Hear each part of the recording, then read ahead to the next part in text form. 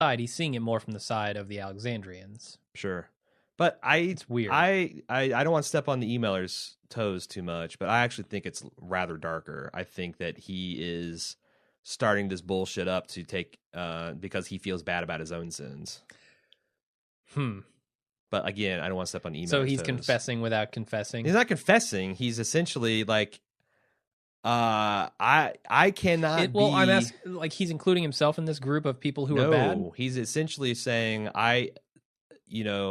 let's just wait till the feedback. Okay. Because again, I don't want to just rip off their thoughts as my own. Sounds good. We're almost there anyway. That's the end of the episode. Did you have anything else you want to say about it? Real quick before we get into pimping and feedback, I want to. How do I say this? You and I are playing Destiny. We don't have any friends that play Destiny. We would like, if you have a PlayStation 3 or 4 and you would like to play Destiny with us, go to destiny.baldmove.com. It'll have Jim and I's screen names. Destiny. That's a thing? It's going to be before you edit and post this thing, for sure. What about for the live watchers? They can't do it. You will get a 404 not found error, but it'll have our gamer tags, and you can add us, and we'll maybe get something going in forums where we can set up, because neither you or I have ran any of the raids, which is what we're really keen to do. Mm-hmm. So we'd like to get a group of dudes that are not going to be like dicks about us not knowing what we're doing, and have some fun playing some weekend in the future. Sure. I had a lot of success with this on The Last of Us. I had like 40 people instantly friend me, and I had a great old time playing, and then my PlayStation 3 died, so hopefully my PlayStation 4 will not die. Yeah, I don't have a PS4 yet. No, but I do, so I can do either. I would get in a group with you and 4 other guys, or I can go alone on the PS4. So, all right. Anyway, check that out if you're interested, and if not, here's some pimping. Or just check out our 404 page at destiny.baldmove.com if you're live watching. Hey, it's the studio phone. This should be entertaining. Hello, this is the Bald Cave. Aaron speaking. Hello, gentlemen. Once again, it is I, Jeff Bezos, master of conductive metals, here to cast a pall on your so-called empire. Okay, bozos, now what? I tried to torpedo your publishing efforts. I commissioned an ad on your network to discourage your listeners from committing penny piracy using your amazon.baldmove.com link. And yet still you prevailed. Yeah, we seem to be doing that. Now I realize I'm going to have to make this personal. I'm going to have to get nasty. Oh? Yes. I have decided to terminate our flexible payment systems, and thereby destroy Subbable.com, which my people tell me accounts for half of your revenue stream. Well, that's nice. Thanks for keeping in touch, Jeffrey. Now we have to get back to our podcast. Wait. Where is the wailing? My desire for the salty tears of my fallen foes is only slightly less than my burning desire for copper. Where are my tears? Well, the thing is, Jeff, your Fortress of Coppertooth must have a leak in it somewhere, because we saw this move coming months ago. Yep, and we've released our Club Bald move in response. Fans can back us directly, no middleman required. But my Brazilian Bezos style was said to be unbeatable. What style is that? The one where you punch yourself in the dick trying to get out your front door in the morning? No, damn it, that's not the one. Oh, is it the one where you stay 3 steps behind us at all times? Oh, and then trip and knee yourself in the balls. I must warn you, gentlemen. Perhaps I indeed underestimated your drunken bald brawler technique. But I do not fight alone. Prepare yourself to face my chief hoarding officer Glomgold's 1,000-hand snatch style.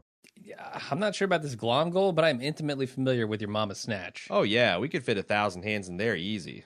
Now just wait 1 minute. Look, you're the one who wanted to make this personal, ass. Plus, we always need more than just 1 minute dealing with your mom. Yeah, give us some credit. Hello? Hello? Are you still there? It's Bezos, not Bozos. Well, hey, that didn't turn out too badly for us. Yeah, we should send some flowers and chocolates to this Glomgold's mom. Get things in motion. And don't forget to help us out by using amazon.baldmove.com for all your internet purchasing needs. It helps us and screws over Bezos. Win-win. Feedback, yeah? Yeah, let's do some feedback. Do some feedback. Edgar E., the dreaded double E, said, I think when Sasha went out to shoot those pictures, oh yes, we're talking about, this is the lone previous episode one that I saved from the scrap heap. Because I thought it was a really compelling, really good analysis He says she's trying to get to the zombies to attack her as a way to deal with her anger and to be back where she was most comfortable at. Kind of like a soldier wanting to go back into combat because that's where they are more comfortable. That is why the last part of the scene she said, "Come and get me." Although she had a suppressor on the weapons, it was kind of dumb for her to say that, since that is the whole point of having a suppressor, so that the zombies won't hear you. But, her heart was in the right place, I guess. Sure. And maybe her thing was she wanted to use suppressor because, like, if there's any zombies around, they'd come. Because it's not like suppressors are, like, quiet. On this show, they are. They're just a hell of a lot more quiet than gunfire. So she didn't want to attract a bunch of zombies that weren't in the immediate area. So maybe I can figure out a logical way out of that for them. Nick M said, "Hey guys, this did something that it hasn't in a while and made me sort of cringe, especially with the death of Noah. I'm surprised they're able to go into that much detail with the gore." Yeah, I mean, that's something that I'm constantly amazed at. The amount of gore versus what they think they can't show in other adult situations. Yeah. That's, America for you. Says also the song was played in the van. It was called Internet Friends by Knife Party. Made me think because the song was released in December of 2011. He wasn't sure what year they were in. He assumed it was 2010 because that's when the show came out, but perhaps they're wrong. Well, it can't. If the song comes out in 2011, I don't think Knife Party is still making music after the apocalypse. Well, that's what he said. He goes, maybe iTunes is still working the apocalypse. Yeah. Okay. I doubt it. But apparently he's a DJ, so that's how he recognized the tune. All right, that's cool. Sia from LA said, on a prediction note, I think Daryl will find Morgan and bring him back to Alexandria. It's going to be interesting since the two have never met, and we don't know what state of mind Morgan will be in. That'd be cool. That is cool, because they have, not even technically, they've never met, and Morgan is kind of crazy. What if Daryl comes back and's like, yeah, I met this dude out in the field that I had to kill. He was too crazy, and we find out it's Morgan. And he's killed Morgan in the field. What would Rick do? That's interesting. But no, I think it would be cool if he brought him back. Yeah. I actually just came up with a new theory that I'm putting into the... oh my God. Just right now, I'm making bald move history. Invented a theory. Those are the best ones. On the fly, and I'm putting it in the spoiler section to talk about. Okay, so Richard from San Antonio said, just want to say that the writing was on the wall for Noah this entire episode. 1, he had more than 2 lines of dialogue. 2, all of a sudden, he became a one-shot, one-kill, badass hero. Yep. 3, he was a blackmail on The Walking Dead. 4, he made plans for his future. Unpopular opinion, I wish it was Glenn. I know people like Glenn more, but it would make things way more interesting. Also, I would have loved to see a guy named Noah building a structure to save humanity from the apocalypse. I like that. That's cool. Yeah, I like that. But alas, The Walking Dead needs to stop killing off the newer characters and start killing off the older ones. I would like to show a little bit more if I believed it was even possible that Rick or Daryl could die. I find it very plausible that Daryl could die. Yeah, I wouldn't be... Rick, I don't know what the show could do to make me believe they'd kill off its lead star. Almost nothing. Yeah. I think too many people like Rick, and he's too big of a part of the show to kill him. But I don't know what they do, because it's like, Breaking Bad was good at building effective tension, even though you knew Walter probably couldn't die before the end of this show. And they do some things in lots of other shows. So I don't know exactly what they do, but, and usually Rick's not alone. It was more about his family. Yeah. And the people who he made his family. And we have the same thing here. Yeah. Josh from Colorado elaborates on point 3 here of Richard. Said, I think Noah's death brings up an unavoidable discussion at this point, one that Walking Dead has faced before. This season, we've lost Bob, Tyrese, and Noah, 3 prominent black cast members. Father Gabriel is the lone remaining African-American man, and I'm pretty sure most of us wouldn't mind seeing him dead after his actions this episode. I don't think it's any sinister intentions on the Gimple and company's part other than perhaps being oblivious, but I'm wondering if it's something you guys think the creators should be more aware of. It doesn't look great that they've killed off 3 of their more prominent black male members in one season, and maybe I'm making mountains out of molehills. In any case, I'm interested in hearing your thoughts about it, if any. Yeah, what's your thoughts? We talked about this, I think, back in season 2 when it was starting to become a problem. It was a after huge T-Dog problem in and season 2 and 3, I think. Yeah. And I understand why it's coming back now. And we talked about this earlier in the season. I think killed. after Chad checked out, and we're like, and Bob then Chad, we're like, look, it's been very tropey to say this about The Walking Dead, but blah blah blah. Now, do I believe that the writing staff is just full of racists? No, I don't think they're racist. I don't. But it's head up their ass, more likely. But it's like, because there's a lot of guys, there's a lot of black men in the Facebook thread. Like, what do you say about this now? Like, you still don't think there's any, and I don't know there's any overt bias, but I understand why you feel that way. Oh yeah. Especially in this genre, the horror genre. I mean, that's very trope. That's a big trope, and I wish they were more aware of that. Sure. Slight devil's advocate is they kill a lot of other people too. They have killed, Joe's entire gang, a bunch of people at Slaptown. They killed Aid in this episode. Yeah. Like, yes, as far as the group goes, they haven't killed a lot of non-black male characters. Yes, I agree. Yeah, but they have killed a lot of other non-black male characters in the show. No, I don't. Like So I said, But that is a thin excuse. Sure. And I understand that. Yeah. And again, like, I understand it's very important to engage with the material to have characters you identify with. Yeah. And if you're, different minorities watching this and you're getting less and less of that identification, then you're probably going to, at some visceral level, have less and less connection with the material. And let's be honest, nobody identifies with Gabriel. That's the thing. Like, nobody. Like, you can't say. That's why I was saying in the Facebook thread, it's like, I would say, well, still got Seth Gilliam there, except for his character is radio fucking active now. Yep.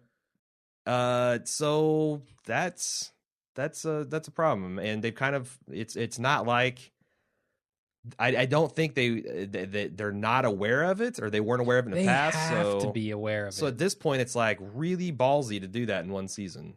Like, you would think even the people who've been around, like maybe Andrew Lincoln is like, when Scott Gimple gets hired as showrunner, look, Scott, this show has a history that we don't want to follow here. Right. So just be aware. Like, I don't know how much you followed it in the past, but it's let's bad not enough do one this. of our main heroic characters are riding a white power bike. Yes, we do we need all of the black males dying. Do we need to be killing all the brothers? Yeah, good idea. If Andrew steps in there. Yeah. Step up there, Andrew. Josh continues, Noah's death also brings up something of an issue that I think the show's had with characters in general. It's not great at introducing new ones, making them interesting and then keeping them around. It started with T-Dog, but extended to the prisoners, practically everyone who moved from Woodbury to the prison, Tyrese to some extent, and now Noah. It seems like we barely even get to know Noah, and now he's dead, and I'm not sure all that many of us care. Will we learn anything about Rosita before she becomes zombie food? Is Eugene our key to caring about Tara and himself for that matter? Is Abraham's plot this episode going to lead him into being a prominent and valuable figure as he became...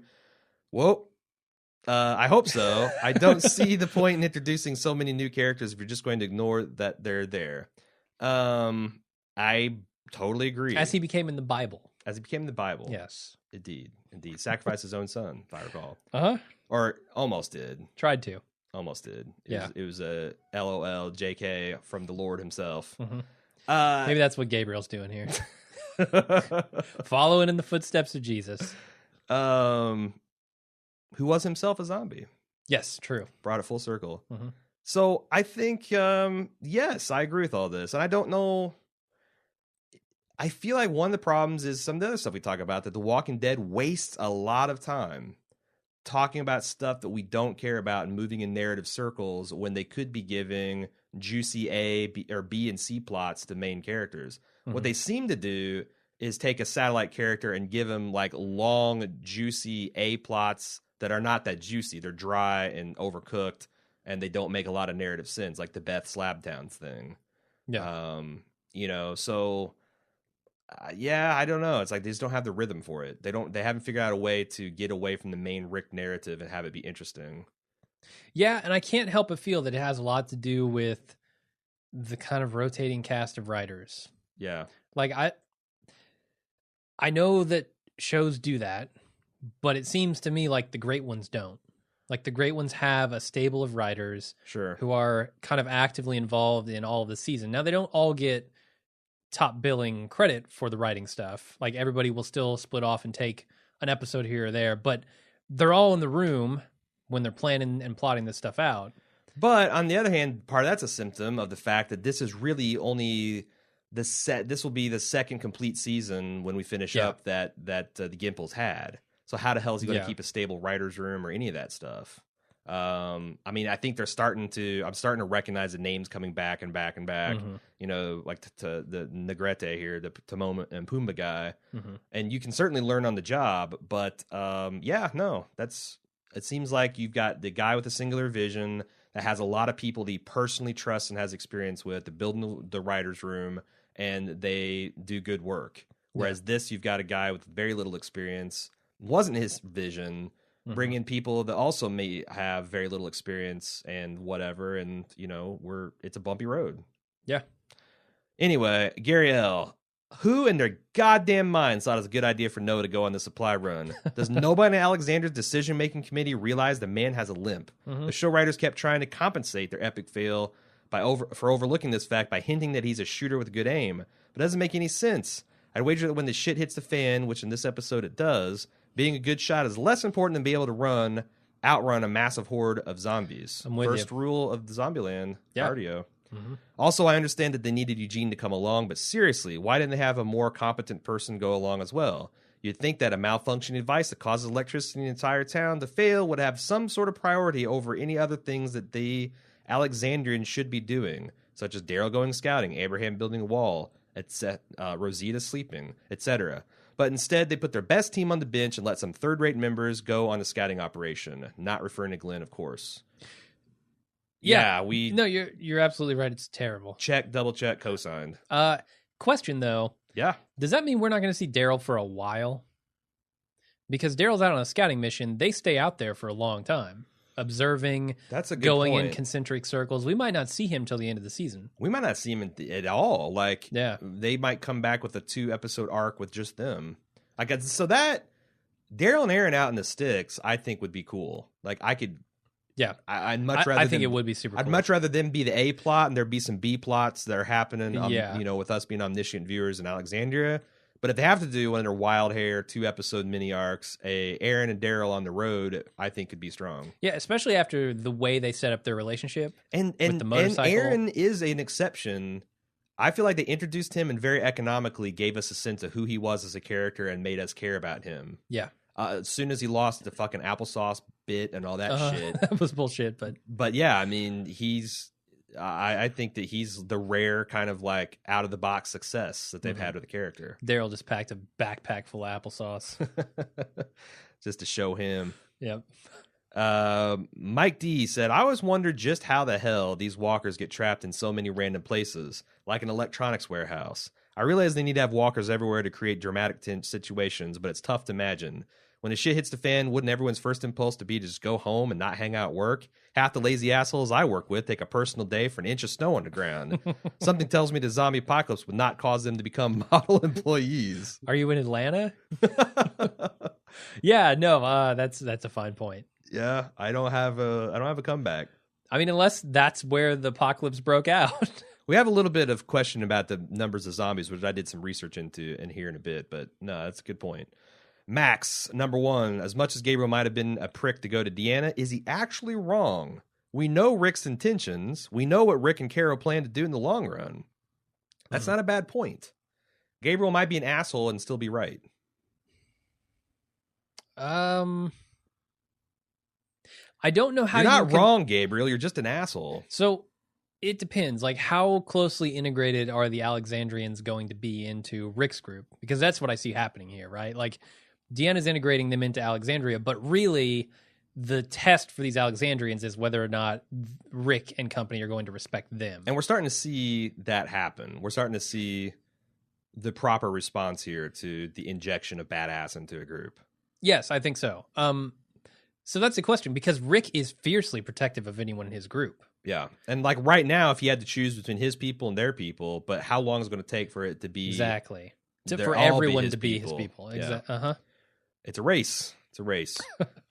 Number 2, as soon as Noah started to develop this episode, I knew he was dead. It made me realize this writers in the show are just like students. They wait to do their homework to the last minute and then hand in a subpar assignment. Oof. Why wait until the episode you're going to kill someone off to develop him? Are the writers not proactive enough to start the development arc at least an episode or 2 early? Seems Bush League. Man, when you're right, you're right. Mm-hmm. Tyler from Nashville said, forgive me for praising the writing of The Walking Dead, but I think they've set up next week's conflict rather well. I'm anticipating that Nicholas, or Dickless as you call him, will have his version of the story at the warehouse, and Rick's people will obviously refute it. Given that Father Gabriel has disclosed his fears to Deanna about Rick's group being a bunch of psychopathic barbarians, she'll have just enough doubt to question everyone's motives, especially if Rick goes ahead with Operation Jesse Freedom and busts a cap in Pete's ass. I feel like we're heading towards a civilization of hardened Alexandrians led by Rick's people, and the Ricktatorship will give way to Ricktopia. Yeah. Mm-hmm. My favorite beverage, Ricktopia. What flavor is that? Beard flavored. I totally agree. It's the flavor of the shower water that came off of him. I totally agree. Again, they're not all the way there, but what plot line are you not invested in right now? Right? Yeah, I'm kind of in all of them. That's what I'm saying. Like, that's the first time in a long time that I'm not just like, as soon as someone's face, like Tyrese was probably the last one. I was just like, oh God, every time I saw his face. This first time in a long time, I can say that. Yep. Beth A, just a note that Father Gabriel is trying to glue the Bible back together. Wax paper prevents the glue from soaking through to the next page. So I guess this was a Bible that needed repair. It had a torn cover, and he was trying to fix it. Okay. She continues, I saw the gluing of the page as symbolic. I may be reading into it, but the ripped Bible page was a smirch on the Bible. Even as Gabriel fixes it, it'll never be the same. The tear will be a constant reminder that he isn't perfect. Similarly, Rick's group will be a constant reminder of Gabriel's despicable actions. Unless he told Deanna which he did, which I highly doubt, Rick's group are the only ones who know what he did to his flock. Instead of trying to reconcile the ripped page and make amends, or reconcile the past and make amends, he'd rather destroy all evidence and start over fresh. Also, as for his crazy rant, in his mind, Rick's group probably are angels of light. He confessed his sins to them by force, and instead of cleansing his sins away, they made him a party to the slaughter in God's house. That being said, while he probably does believe they're all bad people, he's not above having them kicked out just to save his own ass as well. I think this cuts to the motivation. He wants to go back to being a cushy Alexandrian, but he can't run away from his past. He feels like if they find out about me, I'm not going to have the strawberries. How can I? This is a fairly good question. How can I lead these people spiritually if I know in my heart that I am not the shepherd I'm making it out to be? Sure, I don't view the page ripping as him trying to hide evidence, though. I view that as him realizing that he's a phony. But then what do? If you realize you're phony, the honorable thing would be to hang up the frock and, become a carpenter or some stuff like that. I think. He's trying to make amends, right? He's trying to warn these people of. I don't think so. I think you're still people. missing it. I think that he is trying to get Rick and his people discredited and kicked out so they can't pull the Gabriel's a monster too routine on him. It's telling that he is the only person we didn't see on film with Deanna. Well, I mean, maybe Rosita. But I'm saying, think of it. Who didn't we see with Deanna? Gabriel. We didn't see his interview. Oh, we saw Rick, we saw Carl, we saw Michonne, we saw Glenn, we saw Abraham. Maybe not Abraham, Daryl. Think we'll see it before the end of the season? I don't know, because I wonder what he actually said. Anyway. So he's I'm totally on. So he's totally running on in your there. Side, Beth. He's running in there. He's saying these people are bad, so that when they say he's bad, he'll say, "Nuh-uh, you guys are." Yeah, kind of. That's another Downton Abbey plot. They haven't said anything about it now. Why would they say anything about Gabriel in the future? It just might slip out. It's a pretty juicy piece of, when Rick's group doesn't go to his church. So he thinks, you know what, I better preemptively do this so that they can't do it to me. Yes. Because that information is going to slip. He doesn't think that the other way around, the information about them doing these horrible things might slip and they will be ostracized by Deanna. Except for, I think that I don't know. Does he think that they didn't fully account? Because he gave I feel like they implied that they gave a pretty full accounting of all the things that they did. And that instead of being horrified, Deanna and Reg were impressed. Yeah, and the fact that we never see Gabriel's tape is, I bet he lied about it. Yeah, that's what I'm guessing. And I think that would be an interesting cold open, say in episode 15 or 16, we finally see the video and he talks about how he courageously helped his flock. Mm-hmm. If so, then I'm buying all the stock in Beth's theory, but I kind of feel that seems to be the best motivation, other than him just wild eye stumbling into some place mumbling about Satan. I feel like that this is a good. I feel like it's a good take for why he would do that. Okay, he's still an asshole. It doesn't. I don't understand it or excuse it, but I'm saying it makes sense. All right. Lonnie L. Said, I happen to be a 35-year-old Episcopal priest who loves The Walking Dead. Like you, don't love every episode, and I wish the show would live better into its potential, but whatever. Well, you're very forgiving, Father. Some might be surprised that a man of the cloth such as me would dig The Walking Dead, but I know plenty of clergy who watch it every week. What's more, a ton of my own young adult parishioners also watch the show. It's not unusual to find myself analyzing episodes with parishioners while at coffee, talking about life's problems, studying the Bible, and otherwise basically living our lives. Plus, the zombie Jesus connection. Exactly. Totally makes sense. And I mean, if 6-year-old girls can go to conventions where zombies are in makeup and watch shows where people's faces and guts are being ripped out, I think it's okay for a priest too. Yeah. With all that said, I just want to declare on behalf of good clergy everywhere that Father Gabriel is a complete and total idiot. Giving all the intriguing moral, ethical, and religious questions. I'm more intrigued that he listens to our show than he watches The Walking Dead. Yeah. Given the intriguing moral ethic, in fact, I was like all on pins and needles. Like, is he going to swear? Is he going to swear? Given all the intriguing moral, ethical, and religious questions inherent into this show's overarching narrative, I was so excited to see a clergy person introduced as a new character. I thought, yes, a new perspective, a new device for wrestling with the hard questions of humanity, destiny, purpose, evil, and good. Herschel 2.0. I was even excited. But you're stealing this man's thunder. Oh, that's okay. Probably a sin.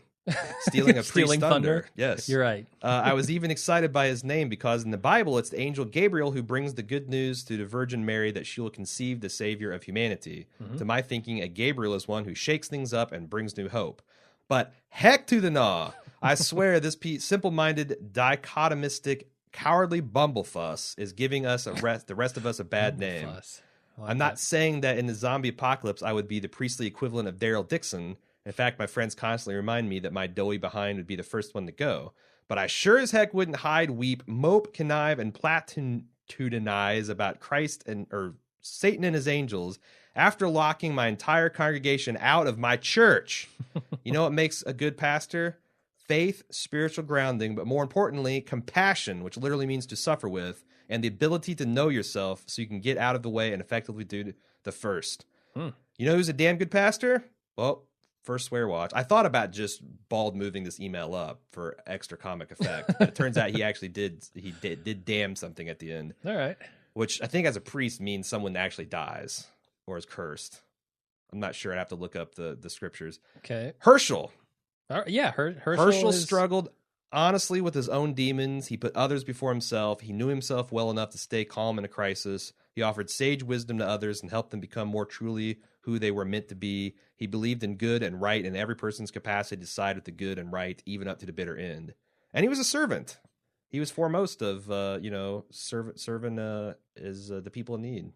Yeah, and I like those are the parts of religion that I like. Sure, the compassionate side. I don't buy into the supernatural side of it, but I think people in those positions doing compassionate things and helping people get a lot of credit from me. Sure.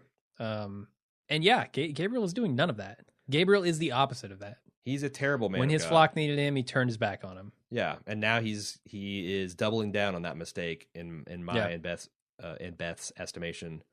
But that's cool. It's I like it when we get a professional calling bullshit on stuff. Sure. When an engineer writes, and now we got a preacher calling bullshit on preacher on preacher violence. Yeah, except the engineers don't call bullshit. Sometimes they do. Say, "Yeah, good idea, Reg." I had that material scientist talk about the tunnel that the cold rolling of the steel. No, about the concrete cement tunnel that Maggie brought down with a couple bullets. Oh yeah. Anyway, moving on. John, one thing that's bothered me has been made that the Alexandrians are ignorant of the Alexandrians are ignorant to the outside world and what society beyond the gates has become. Yet it has been said by Deanna that Rick and his group are needed. What could they possibly be needed for? The Alexandrians have nice houses, running water, food, electricity, walls, weapons, even video games. It can't be protection. There's been no signs of any kind of battles or damage to the walls and no attacks since Rick and his group have been there. So what do you think? that does seem That's to a be really a bit good of a point. dichotomy. That do they just need manpower? Because the things that they're saying about seem to be the things that they take least serious about Rick's group. Oh, you want a guy up in the bell tower, the clock tower? Oh, we'll get right on it. Yeah, I wonder if Rick being a sheriff and being the constable is part of that, like keeping order within the society is a thing that Deanna feels her grasp on slipping. I mean, I agree that they need this group, Mm-hmm. but they seem to agree we need this group, but they seem to be playing false to the actual when the rubber hits the road, what this group can do for you. You know? Well, I mean, if as much as you want to think about the adjustment coming into this community, think of the adjustment bringing people like Rick into this community. Like they're saying, you need snipers and you need people just constantly on watch because there's an evil outside that is going to come in here and kill all of us. Well, in 2 years, we haven't really seen much of that. So your sniper thing, I don't know. And this happens in real life all the time. I remember they just get complacent because they haven't seen any real trouble. Sure. And there's wanting an outside perspective and then hearing an outside perspective and doing something with it. Because at my old job at a big convenience store chain, we hired an executive from another convenience store chain with expressed desire to get an outsider's perspective. And I sat in board meetings and watched this guy give the outsider's perspective, and then people say, well, that's not how we do things at whatever. And I'm like, why'd you invite him? Fuck? Yeah. The fuck? And I think that guy was too, because it didn't work out. But it's like, it's all well and good to know, you know, but then when you actually have to like give in, and it's like, well, that's not how things we do in Alexandria. Alexandria, we have milkshake and cookies and cocktail mixers. We don't get in the clock towers. Yeah. It's a pain in the ass. So, but to his point, I get it. Like why he's saying this is weird. Because if they truly understand that they need these people, they would have had to seen more stuff happening that caused them to need them. Yeah. No Whereas doubt. this cocktail party of a community I wouldn't think would feel the need to have a group like Rick around. Sure. Marquis said, here's a fun bonus game. Which jobs would dead cast members have at Alexandria? He says, Lori would be the chair of the Homeowners Association. Oh, God. Herschel, backup alcoholic doctor, because you can never have too many. Sure. Axel, town crier. He's there with the horse tranquilizers when you need him. Tyrese, curator of Alexandria Art Museum. What? Really? I guess he was. I wasn't sure about that too. I'd say he's the. He starts an NPR station in Alexandria. Oh, or I was saying it's called the cost of living, the high cost of living. He just reads depressing things that are happening in the community.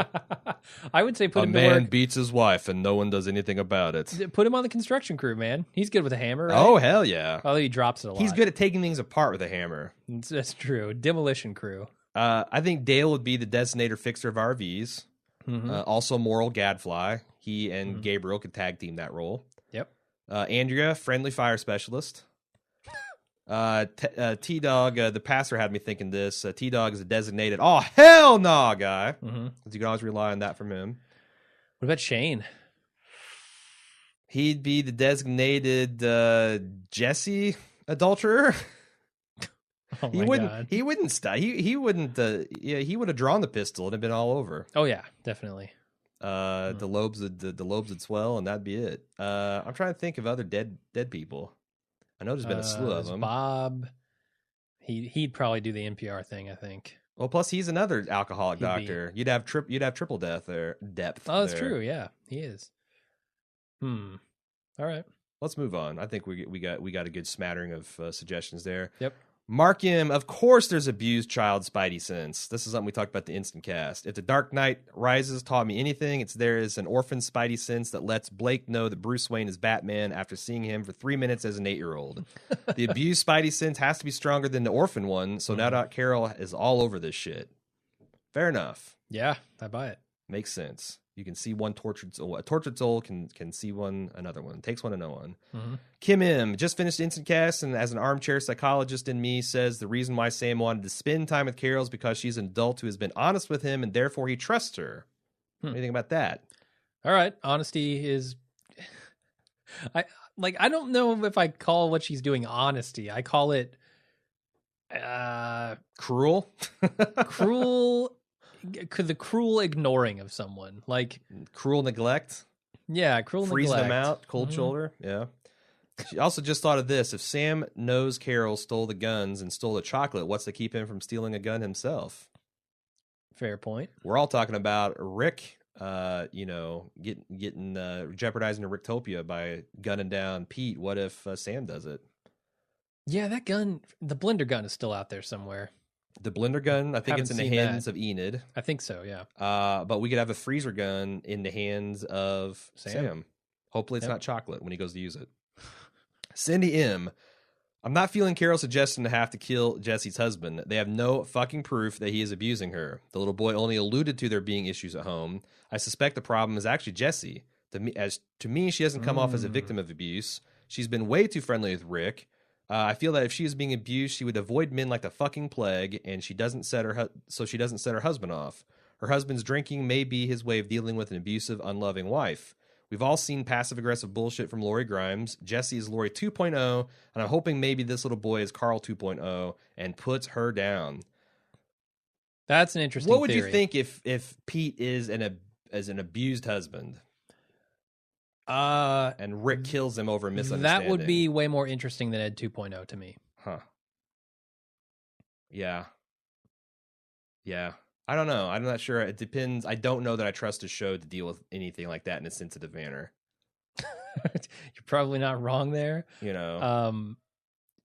But it's a more interesting concept than rehashing season 1 again. I know, but it's like one of those weird Twilight Zone concepts, what if Alexander was all black people and Rick and the white folk are the ones that have prejudice and bigotry? It's like, do I trust The Walking Dead to do something like that? Maybe that's interesting, and maybe it would shine a spotlight on actual issues in society and have people think about it, or maybe just be really cringeworthy. I'm leaning towards a male victim of domestic violence in The Walking Dead being kind of cringeworthy. You're probably right. And heavy-handed. Probably right. But it could be possible.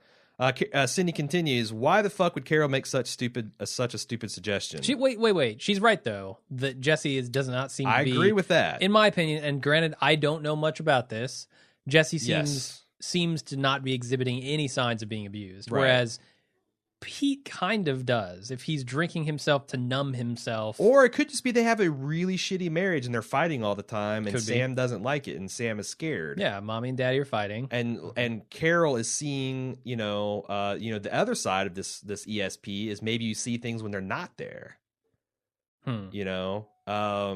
That makes you see like these patterns and connections because it's your own life. It sees where they're not there. So you don't have to have Pete being abused to just them having a crappy marriage. It's very strained and stressful, and Rick interjects where he's not needed or wanted. Sure. But anyway. But Jesse doesn't seem to be strained and stressed about their marriage either. No, it seems to be more Pete. Yeah. But from all appearances, she continues, why the fuck would Carol make such a stupid suggestion? From all appearances, Alexandria is a stable society. Why wouldn't they just have Rick and Michonne investigate the situation, like real fucking cops? Mm-hmm. Better yet, just bring the shit up to Deanna. Tell her what the little boy said and have her watch the situation so your group doesn't look like a bunch of assholes starting shit. All fine points. But I think that's the central conflict, is that Rick's group feels like they know better than these people do, even in areas where they're not. And that's the thing. Most of the time they're right. They're going to be wrong about some of these things. And it looks like Pete might be one of them. Is Rick going to take her advice? Or even that's the other question. Even if they're right, so that's the other thing. Even if they're right, and Pete is abusing her and getting drunk, what do you do? I mean, if you're trying to establish the rule of law in society, do you execute this man? Like just summary execute, just walk into his house and assassinate him in front of his child? Yeah, that doesn't seem like a proper solution. Yeah. I don't know that would go over well with the government in Alexandria. Right. And I thought I had an email that maybe I cut it out, but I thought someone made the point that, we bemoaned the fact that there aren't any capable assholes. Mm-hmm. Like, Ed was just a drunk redneck doofus that we all cheered when Shane beat him half to death and then he got his face eaten off. Mm-hmm. Pete is their doctor. And it seems like he's a really good one. So is this not a test case of like, what if he is an alcoholic and he's abusive, but he's your only doctor? that could be an interesting thing to do. Like, how do you deal with that? Because it's like, what could you force a doctor? Could you like put a doctor in jail and force him to keep practicing medicine? Because he could just fucking kill you. And he could kill you in ways that you would ever not even be able to say that he's like killing you. Refuse to do his job too. I mean, he could refuse to do his job, but I'm saying it'd be more insidious if he actually kind of did like the Slabtown doctor approach. Oh, wrong man. But how are you fuckers I think know? after like 2 or 3 times of that. This is the zombie apocalypse. Every time you go in the knife, you're rolling the dice, man. I would expect like this is like old time. Yeah, but if Civil War, you get shot 90% of the time, you're dead. Kind if of his kids come in for a checkup and then 2 weeks later they're dead, like they get progressively sicker and sicker till they die. Sure. You're gonna be like, okay, what's up here? I wasn't thinking about like the common cold. I was thinking more like Aiden gets cut. You know, his body's been bisected. Like they bring Tara back and her head wound just kills her. Hey, we lost her. Sure. It's a shame. Can I have a drink now? Yeah. Can I have another drink? All right, let's move on.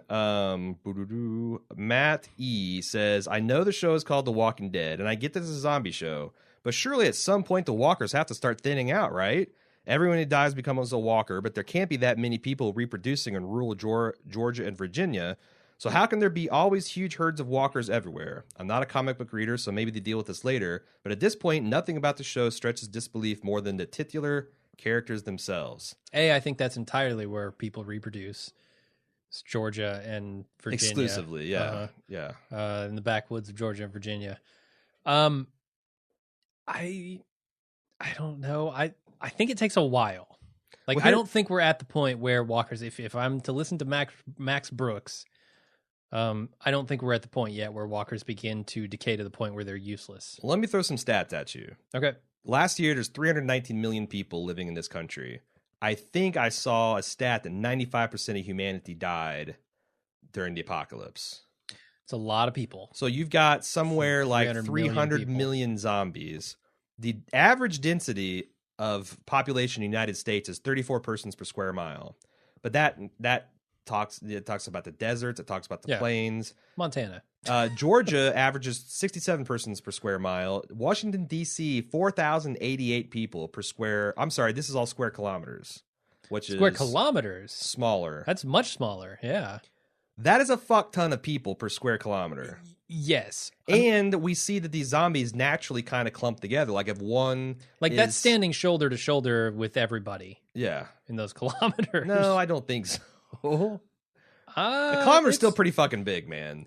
But you throw 4,800 people into a mile, that's one foot per person. I remember Mythbusters. I guess, although it's squared. Never mind. Did you see the Mythbusters episode? Because they actually showed like they roped off a football field and they gave you the average population density of different cities, and they put that many fake zombies in there.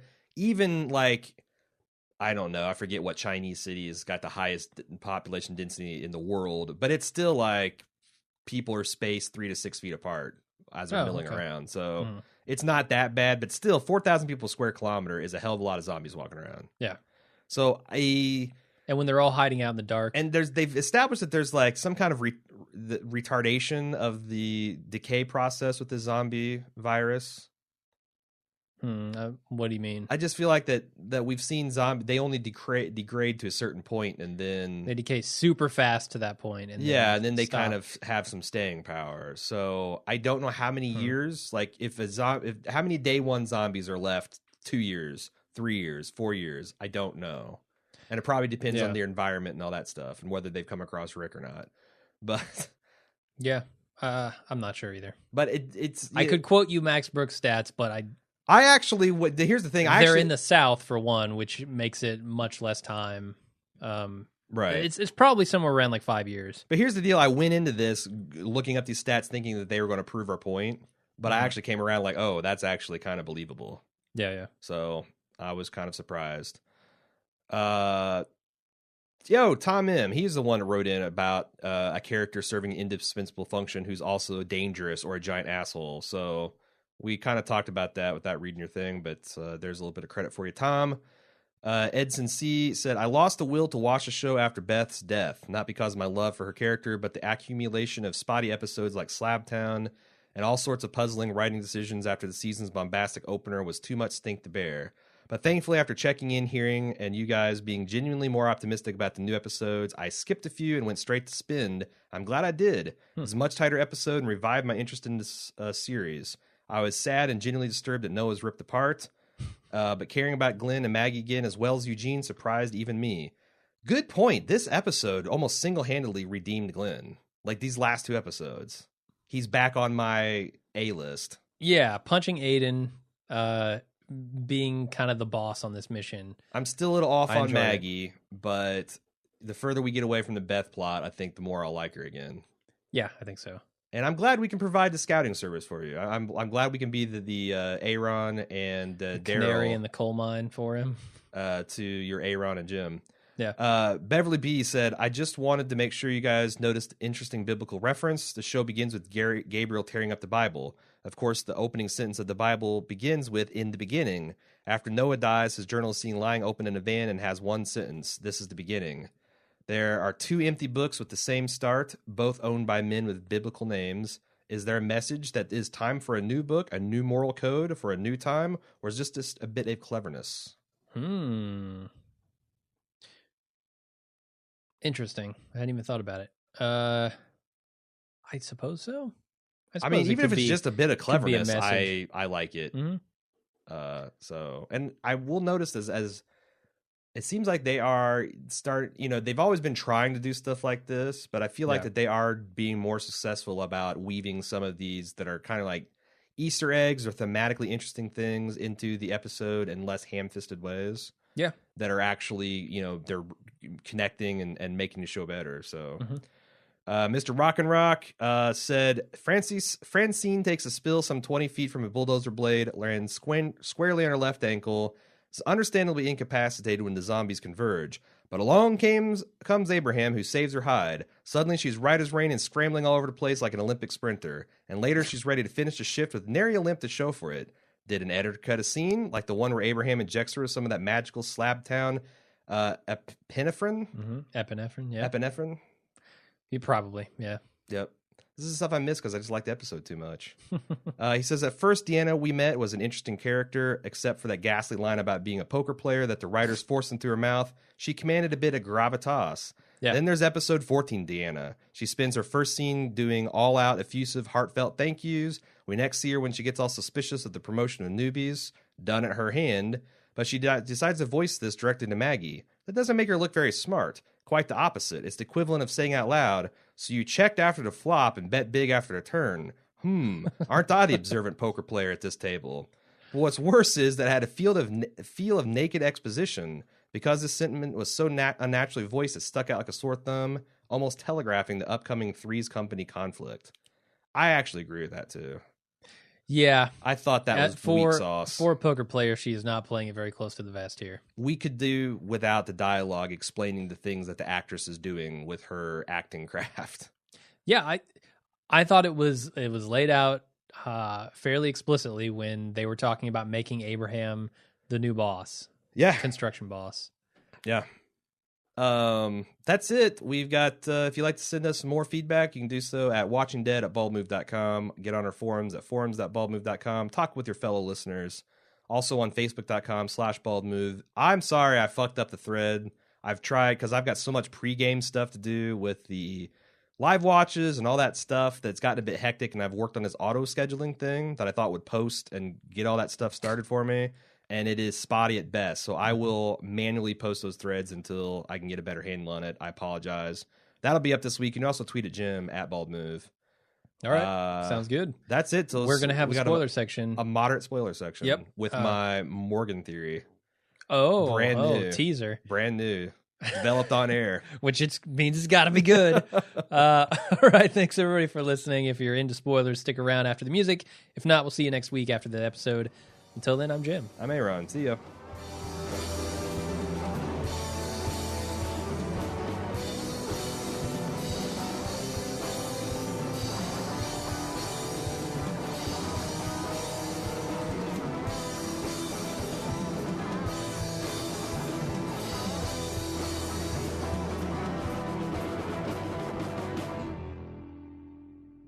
And we're back with the spoiler section. Tell me about this Morgan theory. I'm dying to know. Well, it's half baked. No. At best. Don't sell yourself short, man. It's half-baked at best. I've got this theory about Morgan perhaps being the new Jesus character. Okay. So you've gone from Daryl as Jesus to Morgan as Jesus now. Yes. All right. Lay it out. I think that because someone in the feedback reminded me of Jesus' role of introducing them to the Hilltop characters. So I think it'd be interesting if like Morgan had accidentally, because we're kind of unclear exactly where the group was going and what route they followed after Richmond.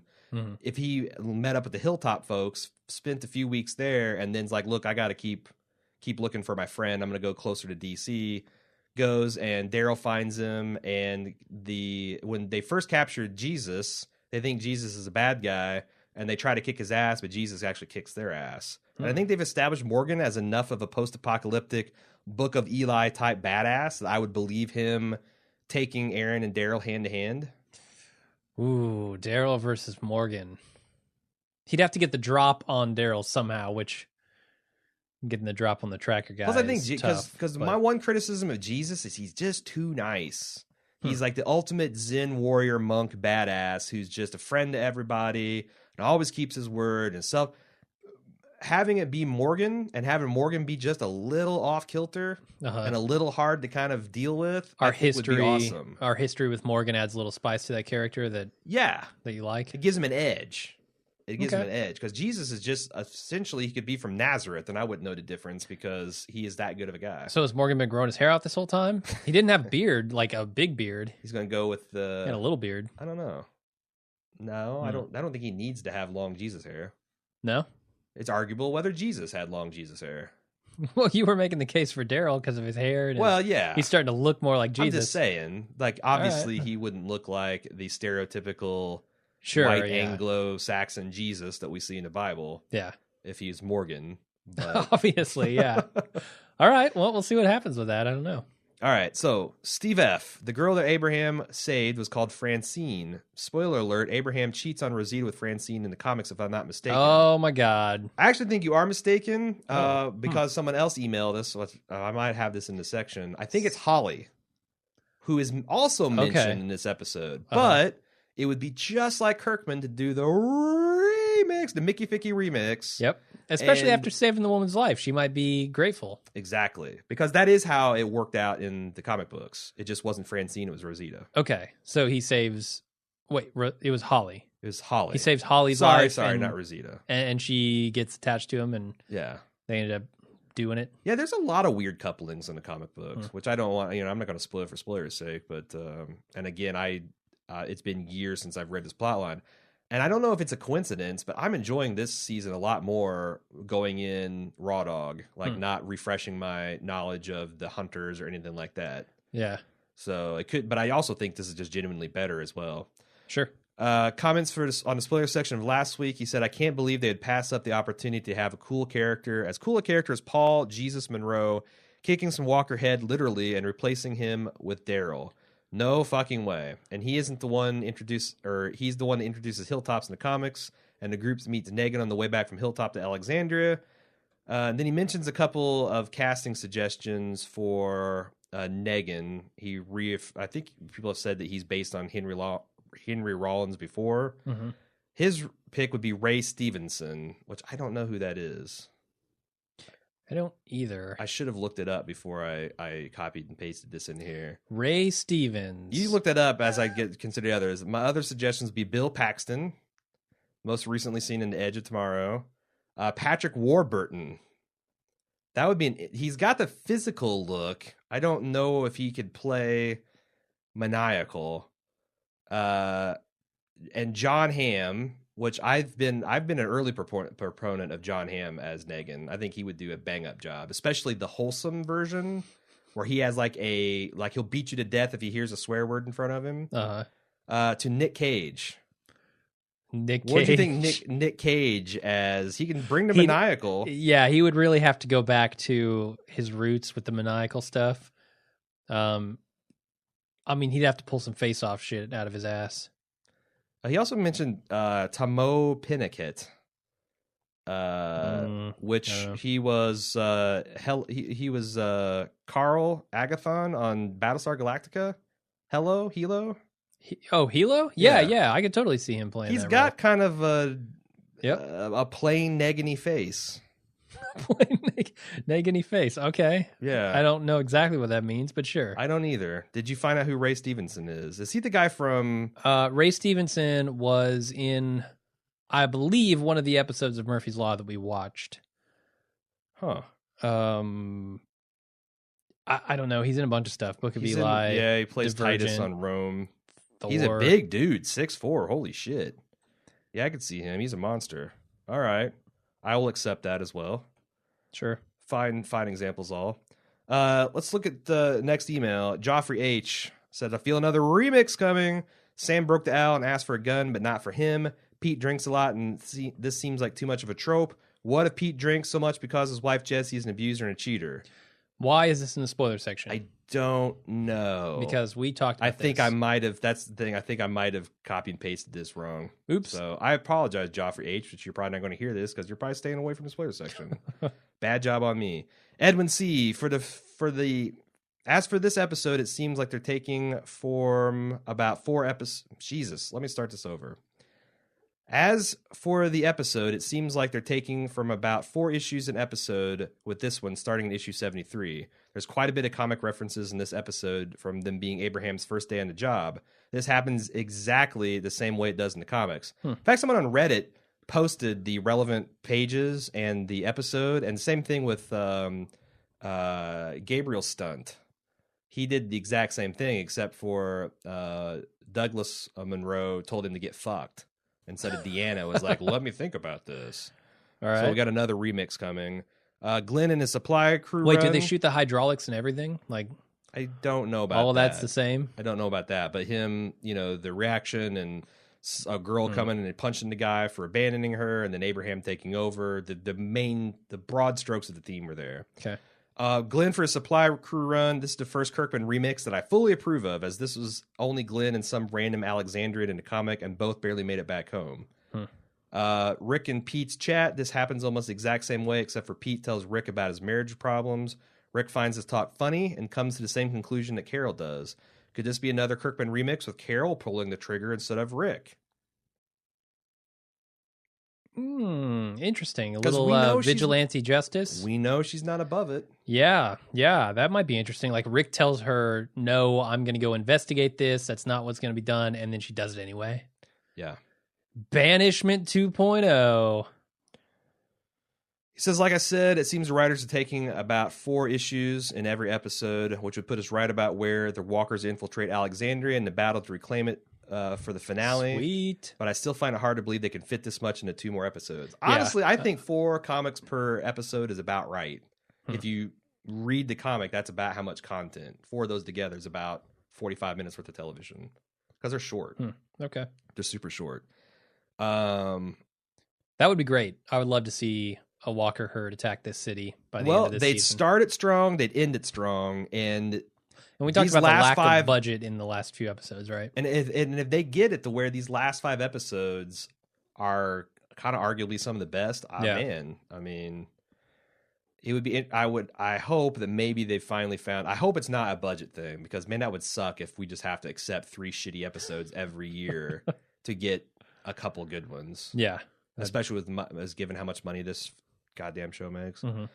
Josh from Colorado. This is the last one. The woman that Tara asked Noah about is Holly. This is the one that I couldn't remember. I'm sure Aaron remembers, but Holly was the short-haired woman who worked with Abraham and who I believe had feelings for him. She was later captured by Negan, killed, and then returned to Alexandria as a zombie, where she served as a distraction while the Saviors attacked. I guess we'll see if the show does something with the character, if it's just a throwaway for the comics fans. Yeah, I mean, I don't care enough about Rosita for it to feel like a huge betrayal of Abraham because I always felt that their relationship is more. It's a little opportunistic. Yeah. Like you're a guy and I'm a girl. That's what I thought so too. Like, I don't feel like they love each other any more than Abraham loves Rick or Carol, or in the sense that they're kind of a community. But whereas in the comics, I felt like it was a little bit more romantic. But that could be me misremembering and why I'm staying away. I'll read it afterwards. That's what I'm going to start doing. Okay. I'm going to read the storylines after this television show. Okay, that's it. All right. Same thing. Walking Dead or Watching Dead at baldmove.com, the forums, all that stuff. Cool. Glad we got a good episode. A couple of them strung back to back. A couple of the previous ones weren't great, but they were good by Walking Dead standards. And the Dale quote episodes, if we could get 2 more out the gate, the Dale quote episodes might be my single favorite stretch of any, because I've nothing's surpassed the pilot and kind of just season 1 in general. But these 5, if the next 2 are as good as the last 3, we're gonna have a really strong 5 episode stretch. Yep. Hope so. All right. Thanks everyone for listening. See you next time. Yep. Bye-bye.